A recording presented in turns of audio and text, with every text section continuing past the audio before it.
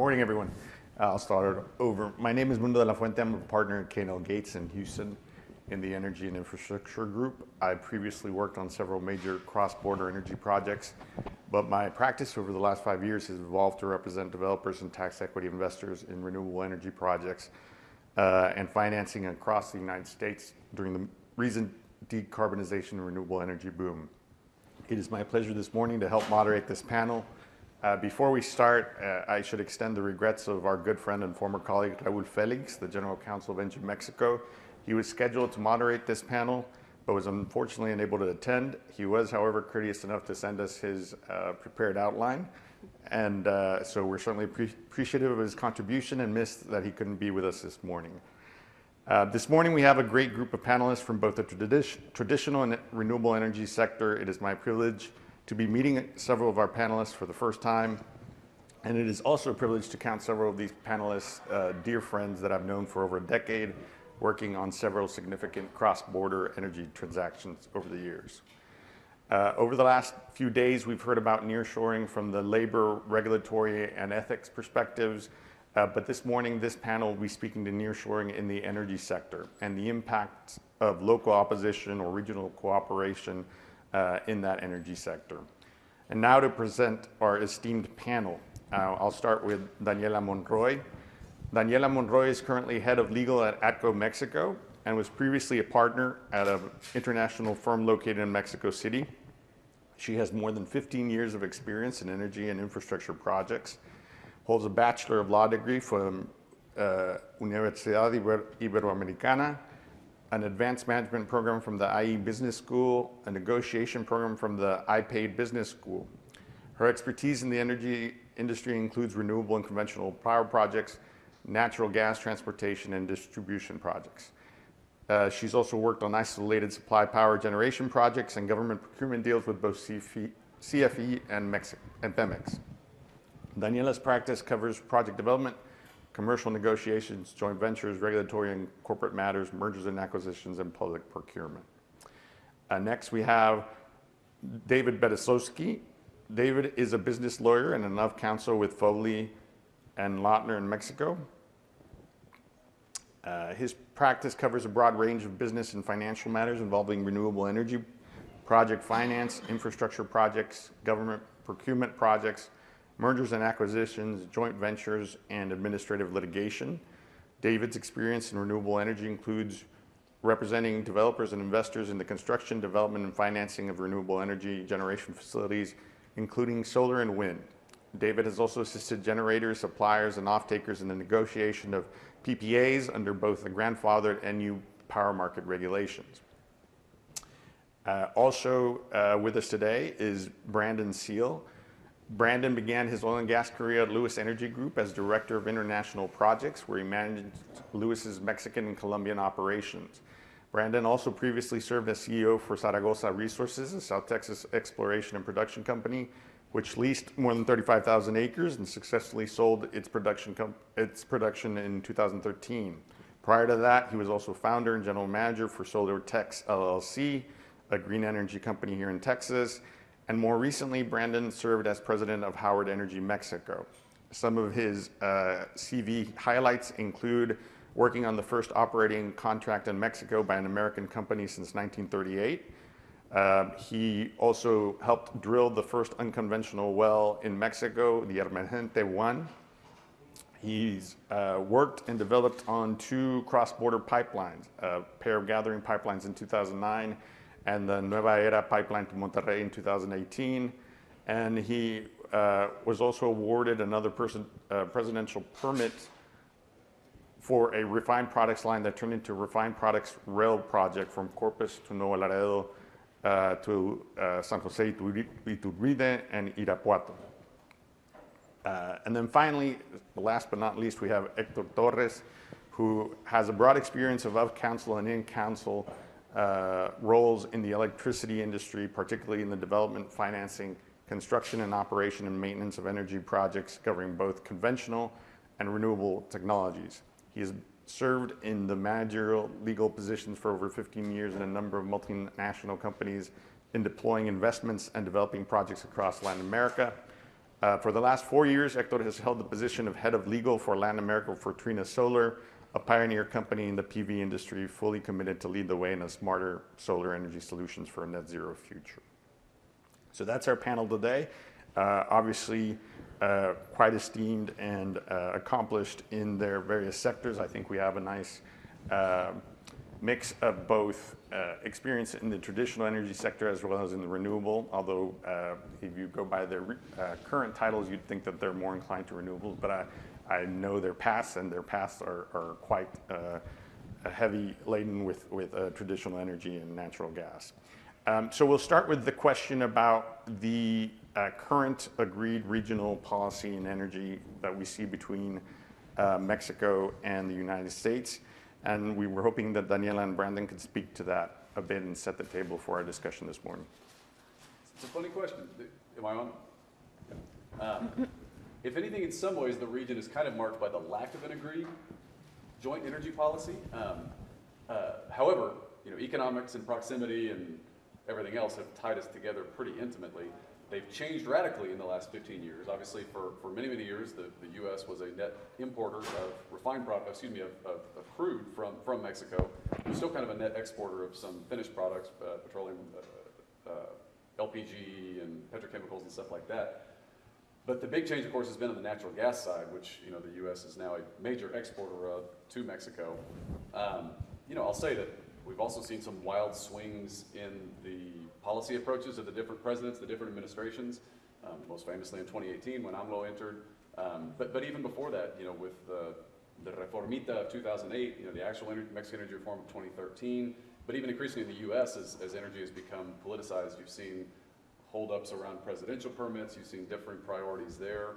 And so it's a little funny to think about an agreed energy policy format. But what has clearly developed over the course of the last 100 years is a shared energy infrastructure. That there are now, I don't even know how many cross-border pipelines, a dozen or something like that tie together both the natural gas side and the refined product side, and even products like LPG and things like that. Fundamentals keep us bound together and keep us all working together. And even when the rhetoric gets heated, or even when you do suffer from things like, I've heard the term creeping expropriation, I've also heard the term regulatory expropriation. But stuff still has to move, even in this sexennial, with AMLO, refined products imports to Mexico have still continued at a pretty substantial rate. COVID was a big hiccup there, but they've still continued. So have imports of natural gas. And so, anyway, I like to think of the combined region more as bound by infrastructure and shared economic necessity, and the economically mutually beneficial situation we sit in, rather than some sort of stated shared public policy between them. Yeah, I totally agree with Brandon. I think that despite it's a fact that policies issued in one country have an indirect impact in the other countries. When talking about an agreed policy, I would say there's nothing, no? Probably evidence of that is the fact that we have the US and Canada issuing policies promoting competence, seeking at promoting clean energies. And on the other hand, we have Mexico's administration, which is strengthening state companies, which is not issuing any incentive to promote renewables. Even they seem not to push to complete pending regulation for the previous energy reform. So I think in terms of policy, I totally agree with Brandon. There's nothing. Although I agree that the infrastructure can be, evidence of regional cooperation. What's interesting from both your responses is that neither one of you referenced the USMCA, and for obvious reasons, I'm sure, and for reasons I'm sure the audience appreciates and the disputes they're under.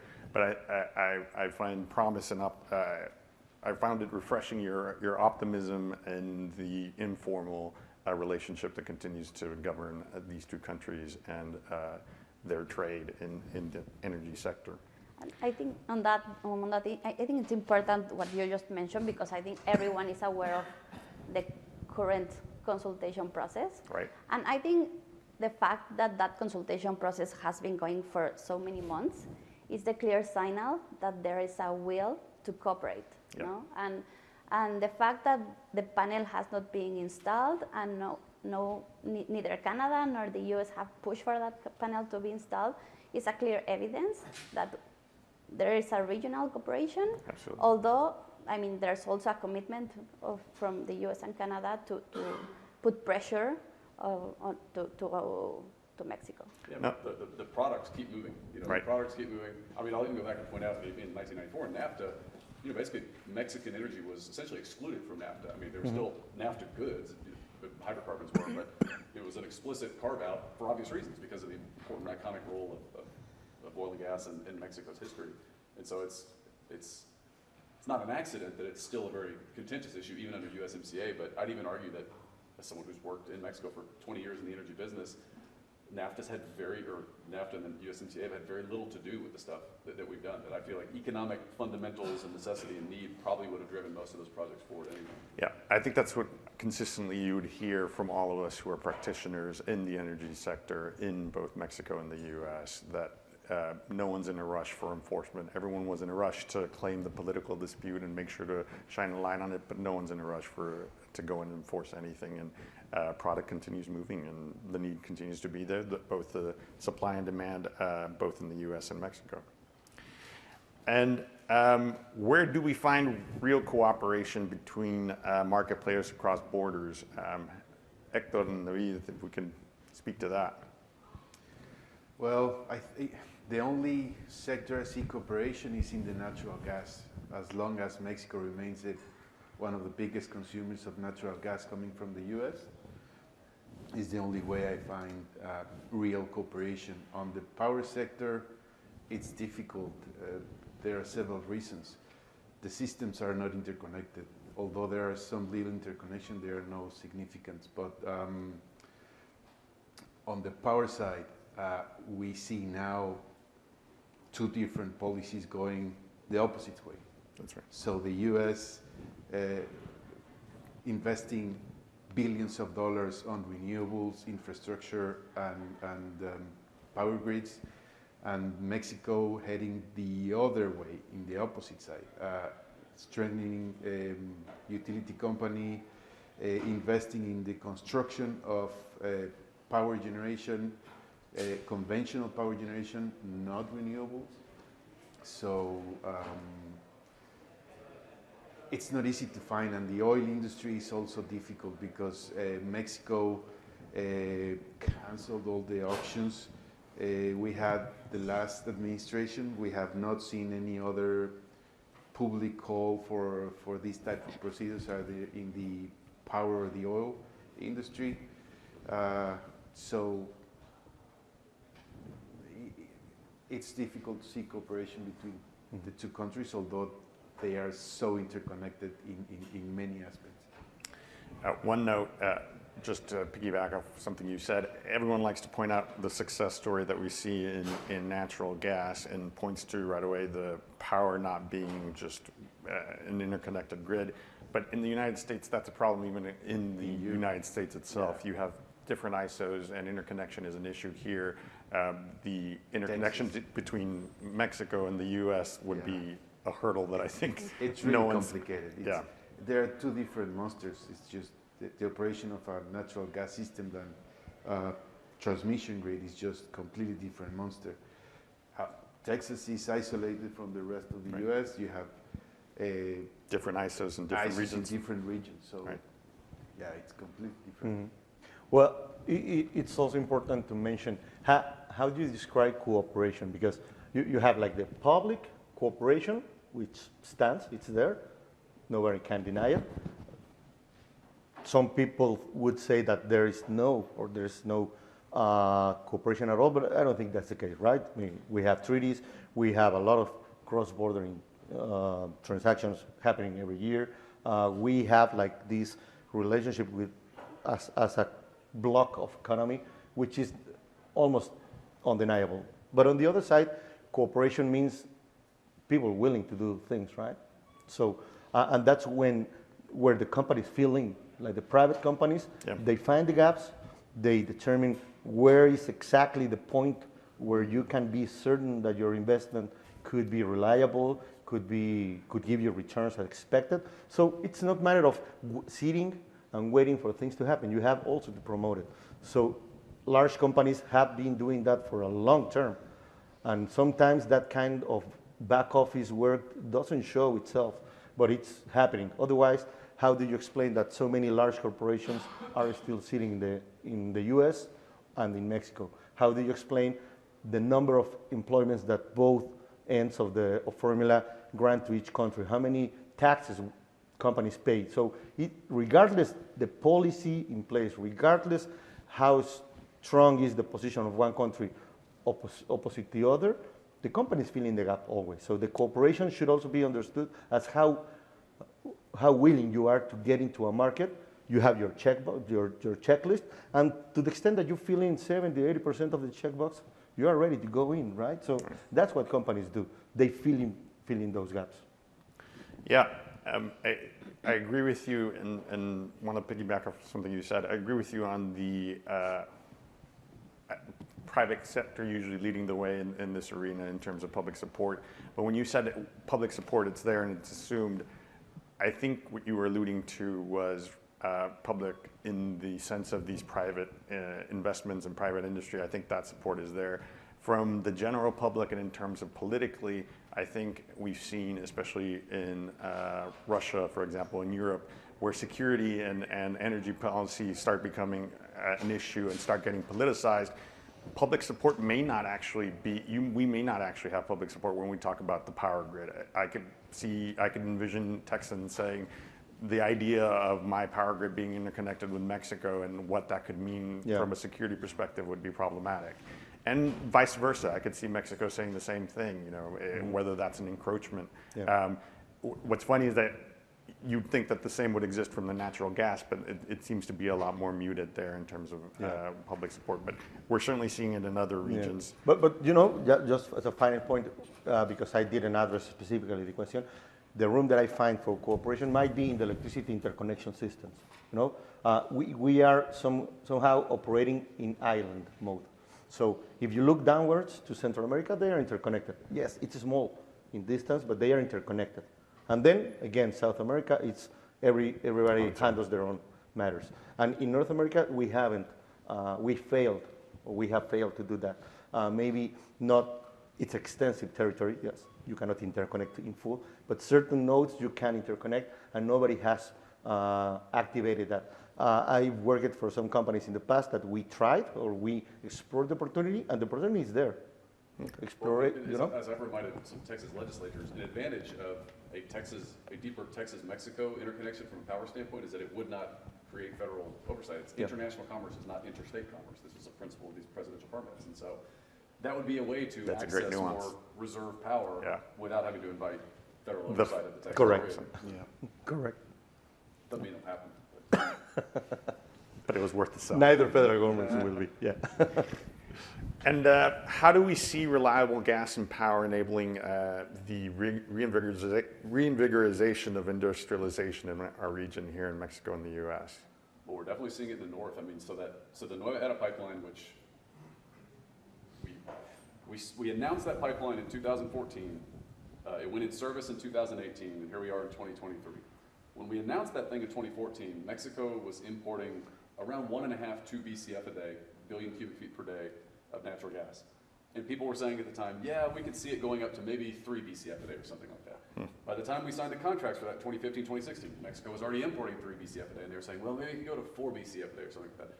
When we went in service in that thing in 2018, Mexico was by then doing 5 BCF. I mean, there's days today where Mexico does 7 BCF a day of imports of natural gas. And so what I think it's done is it's unlocked a lot of artificially suppressed demand, the increased connectivity with the U.S. market, just the perceived overbuild of import capacity. Because think about it, for a long time too, when Pemex was your only supplier, you were existing on a grid that was delicate. You'd get these alertas críticas, these critical or effectively brownouts. I mean, like they would call you on a day and be like, hey, no more gas today, got to turn it off. You're not going to build a manufacturing process around it. You can't rely on it, But I do think the increased reliability has given people, especially in the north, who are more connected to these gas options now, more confidence to make investments based around gas without having to require ridiculous levels of redundancy. And so I think it's unlocked a lot of hidden demand that even a lot of smart people didn't see 10 years ago. But I mean, you know, even in Monroy in the last few months when I was at Howard Energy, we sold out the capacity on that Nova Eta pipeline. It's full today, and it's being driven by the relocation of a lot of this new manufacturing into Monterrey in particular in that case. Indeed. No, agreed. The demand has been underestimated, I think, for decades now. Yeah. No, and probably just to mention that companies planning to move to, the region are energy intensive companies, no? So it's key for Mexico or for the U.S., mainly Mexico, to being able to provide those companies with the energy commodities needed for the business to have a reliable gas and power system, no? In terms of, I think, the power system, we are facing curtailments, which are mostly similar to the alertas críticas, no?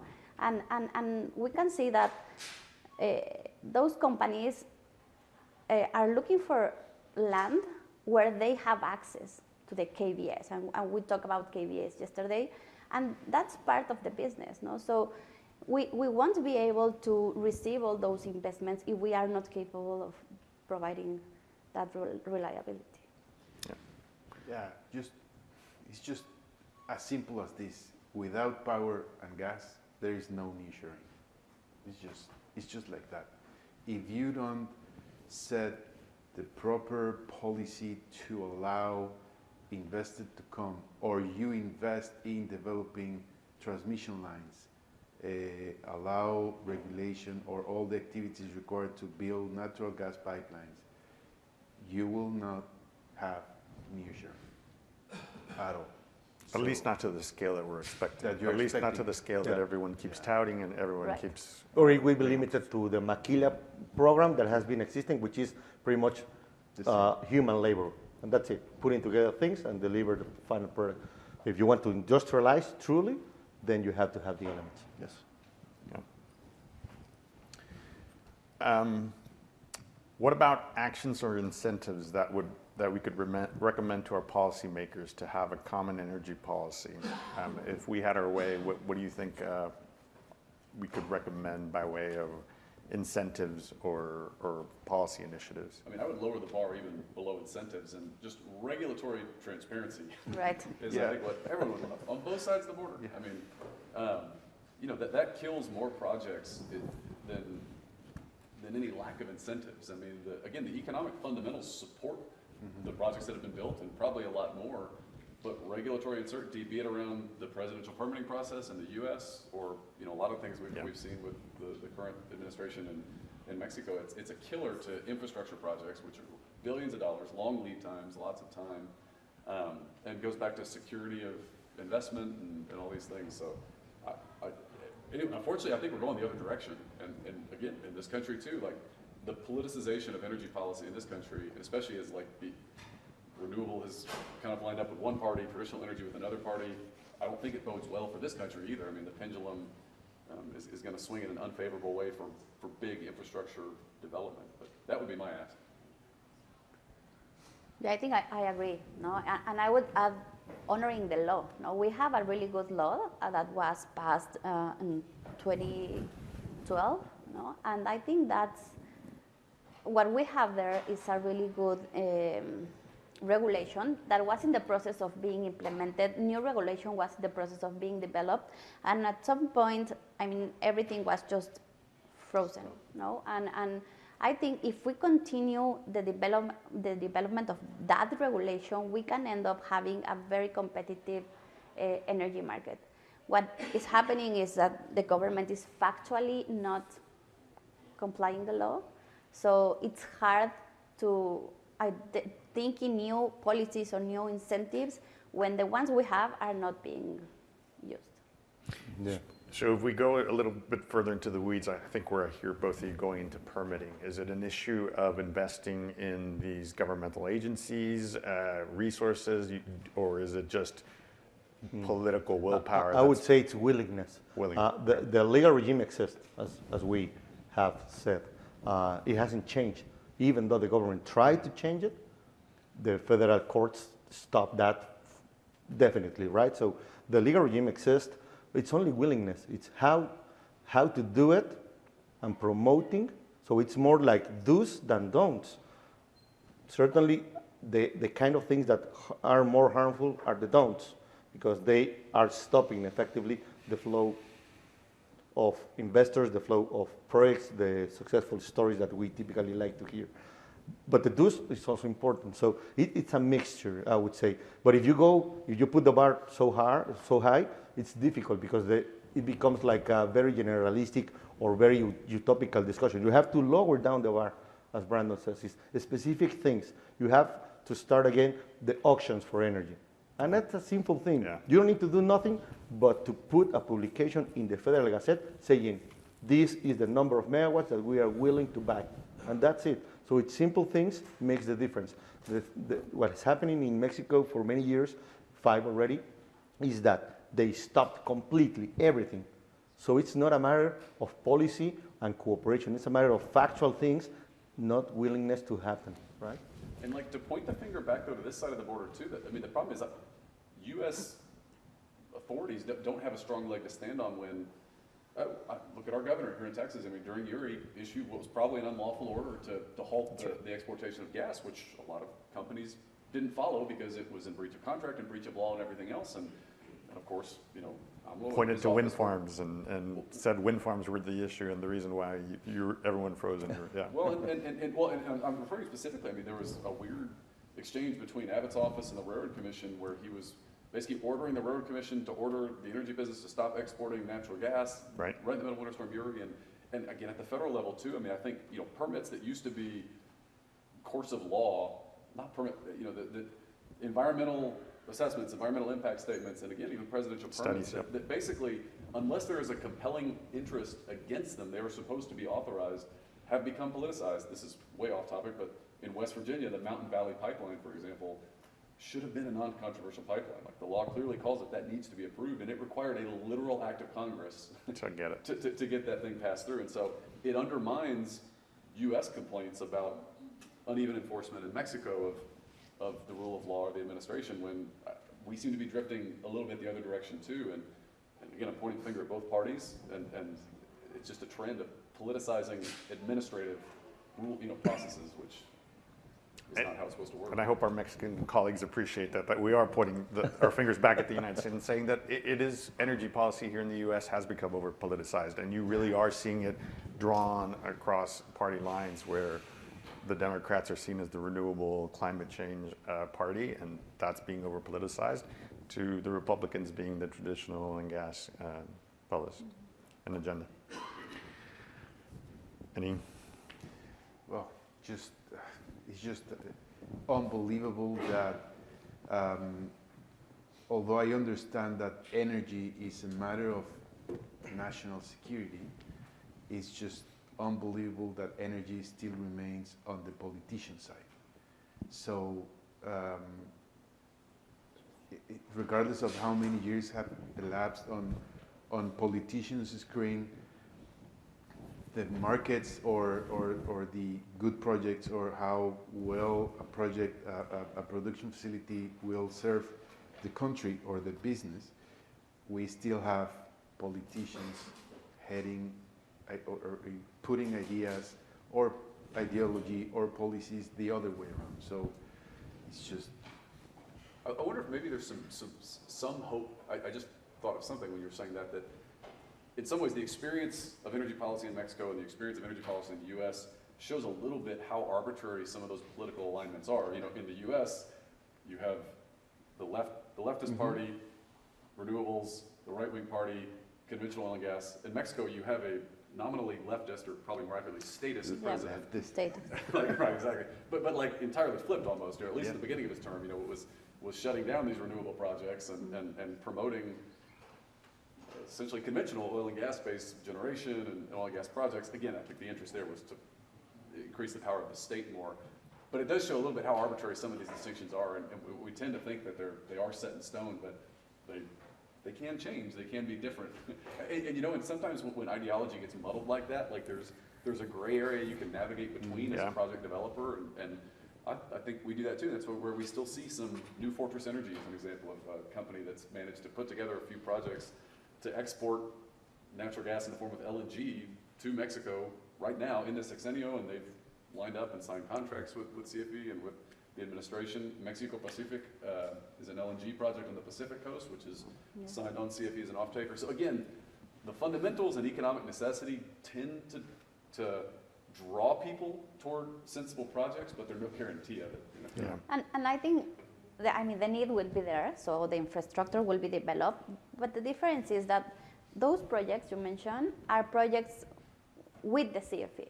No? So when talking about private projects is when it's hard to say if they will be really open again to promote and accept those type of fully private projects. And some companies are open to partnering with the state companies, and others they just prefer to be by their own. So it's hard to say if the only option from now on the following administration will be partnering with CFE, or if there will be room to develop private projects. Yeah. And there is also always a middle ground as well. Brandon, I think he opened that point. Typically, you tend to think about huge projects. So if those happen, everything is right. It's good, it's on track. But if they fail, it's a catastrophe. But that is not necessarily the reality. At least in the electricity sector, which is, it has like levels of graduation, right? Oil projects are huge, always. But electricity works differently. So in these years, you have seen, if you see metrics, distributed generation has increased abundantly in the country. So there is a lot of companies doing DG because they found that this is something that the CFE as a national utility doesn't care about because it's small in size, but if you put it all together, it's huge. I don't remember the numbers, but it's beyond 1 gigawatt in 1 year. Yeah. And nobody takes care because it's micro systems, microgrid systems. So there is always room for opportunity if you take a look at those businesses, because if you are always expecting the huge projects to happen, one of those happens every certain years. But the rest, it's on a daily basis, working and finding room for your business, right? On that side, DG grew in Mexico is growing because there are no other options. Correct. So the only way middle-sized companies or big companies can reduce their costs on energy or electricity is with DG. So, and we have seen in the recent year that we have some new regulation on DG above X kilowatts, that they are going to change the structure of the net metering system. So it's going to be more difficult for them to implement this type of projects. But then again, since there are no other option, that's why DG grew. Mm-hmm. Although you have the regulation, the laws, everything. It's just politicians not letting the law to be implemented correctly. So again, you're pointing back to Texas right now too. What you've seen since Winter Storm Uri in Texas is a large increase in people producing their own power behind the meter. HEB, almost every HEB in the state now has a Connex container behind it that has a natural gas generator. That way, if the electricity goes off in HEB, which is our grocery store here in Texas and northern Mexico. It's in Mexico, yeah. Not for us in Mexico City, sadly. I'm sure they're coming. It is in northern Mexico. Yeah. But anyway, they have their own generators in the back of each HEB, and they have them there for redundancy, but also they sell into the grid on days when electricity spikes. And so people are doing things that are in some ways helping make the grid more resilient and stronger, but they're doing it in a way that is a giant vote of no confidence in the grid itself. Oh, definitely. I have now clients asking me, is there any way for me to be fully isolated from the grid? It's just, I cannot rely anymore on the grid. If I have to build, these guys have like a 10 megawatt capacity on demand. So they are asking, is there any way for me to be fully isolated? If I have to build a 15, 20, I don't care. I need to be out of the grid. Which is, at the end of the day, inefficient across a society. Right. Just imagine, just imagine how affected these guys are with the curtailments they are suffering. Sure. Well, and that's an unfortunate thing too. Unfortunately, bad energy policy because we can't run history in parallel, people never realize how much extra they're probably paying for certain bad energy policy decisions because there's no alternate universe where they're not paying the bill they pay each month, you know. Right. And sometimes I guess there's some comparative exercises across jurisdictions, you know, but a lot of this is just getting absorbed in ways that people don't even see or appreciate, which is also why the public discourse around energy policy is often uninformed in many ways too. In terms of specifically to nearshoring, though, to defend Texas a little bit, you do have legislation the other way, right? You have the Infrastructure Protection Act that was recently enacted, but basically said we couldn't have Chinese, Russian, Korean, and Iranian investments in Texas infrastructure, including the electrical grid, which you'd think would be obviously a great catalyst to nearshoring and our neighbors to the south. Well, to bring it back to that point, all these things, all these challenges, whatever, still the best, lowest risk, and increasingly lowest cost, all things considered, place to bring your production right now is to northern Mexico. Yeah. And that's why Juarez can't find a warehouse there, and Monterrey, you'd have trouble finding more natural gas because all the pipelines are almost sold out. And so anyway, like we're kind of fine tuning around the edges here a little bit with these policy complaints because it could be better, but it's still better than almost anywhere else. So in terms of our last question, which is if we could suggest any mechanism to build that consensus, what would it be? I think I keep hearing from all our discussions, just have the politicians get out of the way. But I don't know if anyone would want to put a finer point to that or has. Just I think we need to start thinking for the future instead of a country in a region. You can see North America, Europe, Asia. So if we start thinking on region and how competitive our region could be against the other ones, you have to start thinking on how we can do things better on the energy side, natural gas, oil, and mostly electricity. So if the state is not smart enough to invest their little amount of resources we have in Mexico for, instead of building power stations, to invest in the construction of transmission lines, distribution lines, microgrids, to intelligently use our funds to prepare a better infrastructure for the private investors to be installed in Mexico, to invest in Mexico, in the US and Canada, to make our region more competitive. It's going to be complicated. If we still think on Mexico, US, Canada on a separate basis, I think it's going to be difficult to compete with other regions.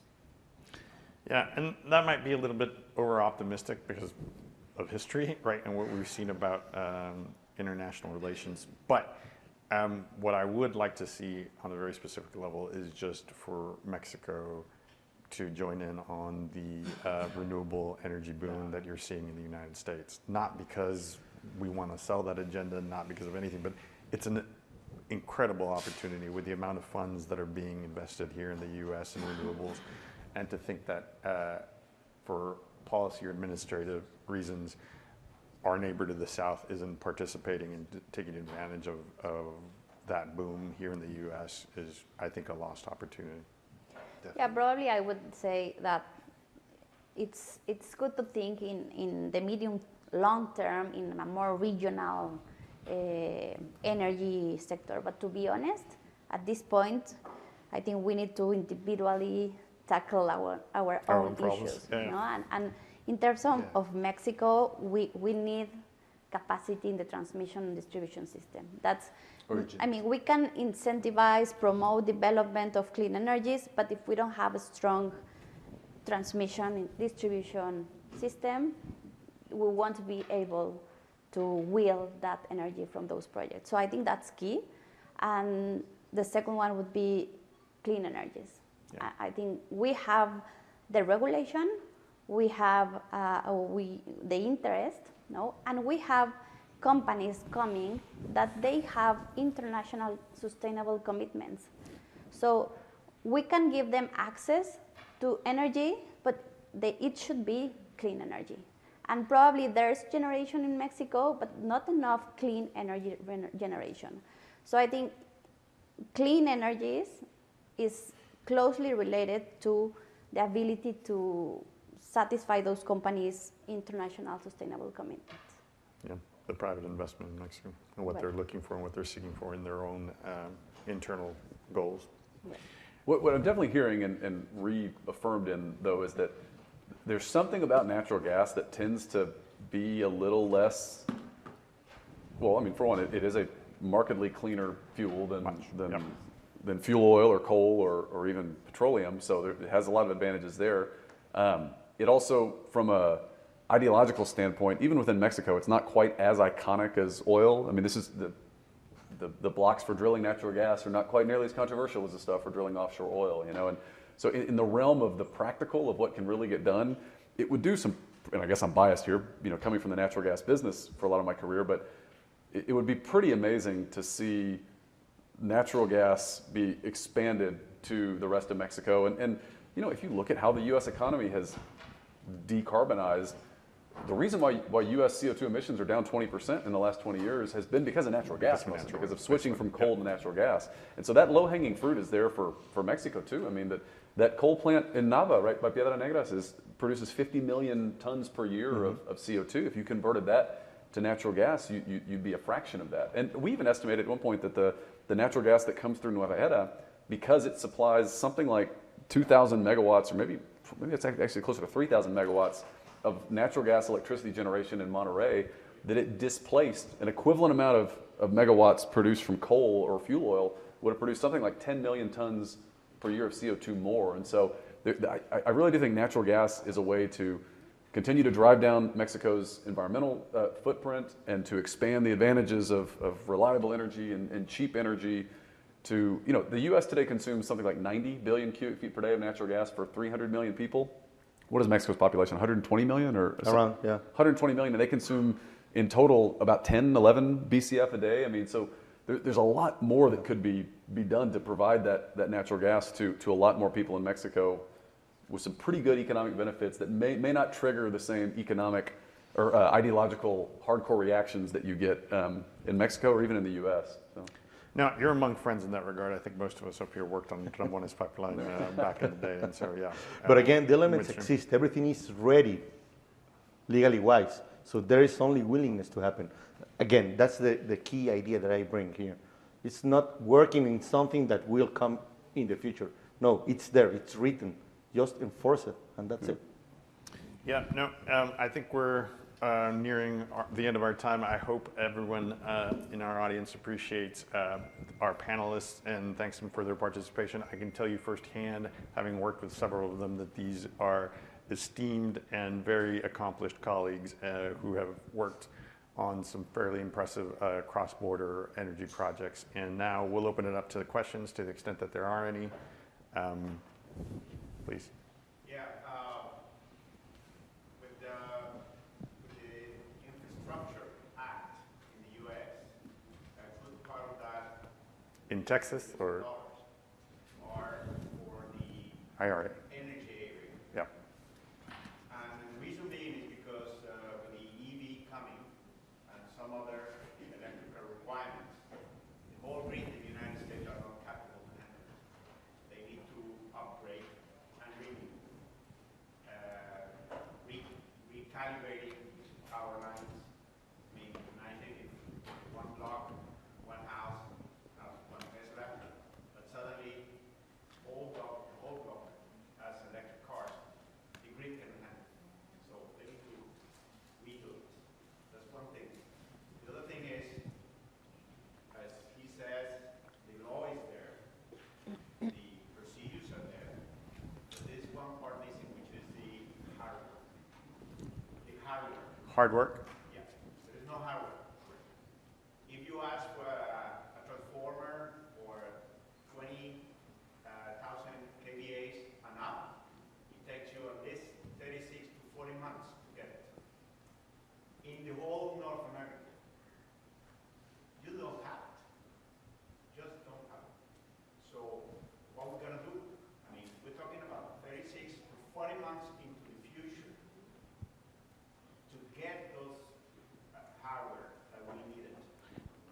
But I think you're pointing to an opportunity then, right? Actually, it's an opportunity. I'm Yeah. working right now. I am settling a transformer company, Chinese transformer company in Monroy, actually Saltillo, that will produce this transformer. And I'm working with an Indian company that is willing to establish an operation in Mexico to produce the cables to recalibrate the power tension at land. The thing is, I don't know if altogether Mexico and U.S. are aware of this situation and how we're going to handle it between the two countries. I always. But see, I guess I trust supply chains to figure that problem out. Agreed. You know, like, I mean, I think the market can fix a supply issue like that, you know, and even very quietly and not in the ideal matter. For example, the Texas legislature this last session actually did authorize a fair amount of money to go toward some infrastructure investment and things like that. So, I mean, it'll create that demand, which should create, it's not ideal that it's going to take 3 to 4 years, but in the scheme of all the various supply chain dislocations we've all suffered in the last 3 years, like, it doesn't surprise me necessarily to hear that. Because again, you know, grid planning too is not something that, everyone on the block isn't going to own a Tesla tomorrow. You know, I mean, it is something that's done incrementally, and so I trust the supply chain to fix those kind of things. I worry a lot more about even administration of the regulation, you know, because that's what'll kill it too, is once you go order those transformers, and then guess what? You can't get your ATCO permit because, like, that sucks. You know, that's a much harder problem to fix. Yeah. Yes. Do we have time for one? Yeah, One more. Yes. So it's been about a year since this announcement was made, so it's possible that it's changed. But November last year, the CFE announced that they would be handling community permit and related issues. There's like community consultation would be running with the CFE.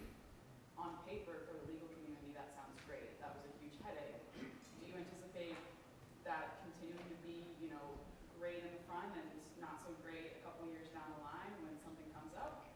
Or is that just blanket opportunity, federal government's taking care of it, all done? Is that related to a specific project they were handling, or? Primarily for the foreign investments going into Mexico, natural gas. That does not give me a lot of comfort as a project developer. I mean, look at the last sexennial when you had the PRI, in theory, controlled everything while they were doing the reforma, the energy reform.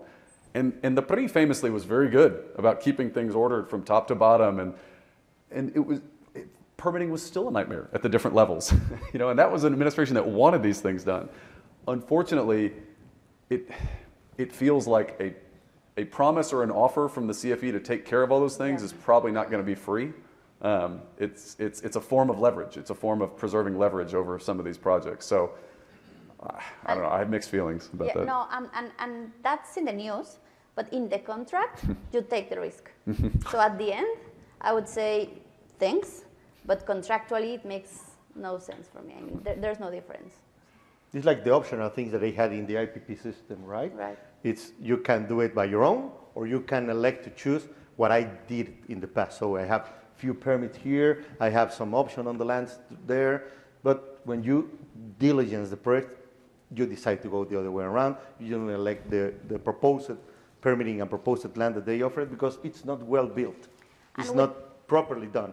So it's better to take one step back and do it yourself. Sorry. Yeah, and just with FCPA issues, permitting, I mean, you want to take control of that. So. As well. I think we have one more question. Good morning. Juan Calabo calling tonight. I share a lot of the political and policy perspective that you have shared with us today.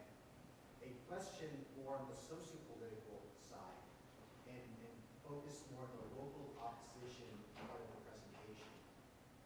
Throughout Latin America, we see oftentimes and have seen over the last 10 years sort of the rise of indigenous communities as well as environmental groups coming into play and really challenging a lot of the projects both on the renewable side and the traditional side. I'm curious to see or hear your perspective on Mexico and whether you have seen that similar rise from indigenous communities and environmental groups. Well, look, I mean, generally in northern Mexico, at least, you don't have as many as much of an indigenous presence. And I will say you don't have some of the same environmental opposition there. Now, there are exceptions. Of course, the Yaquis famously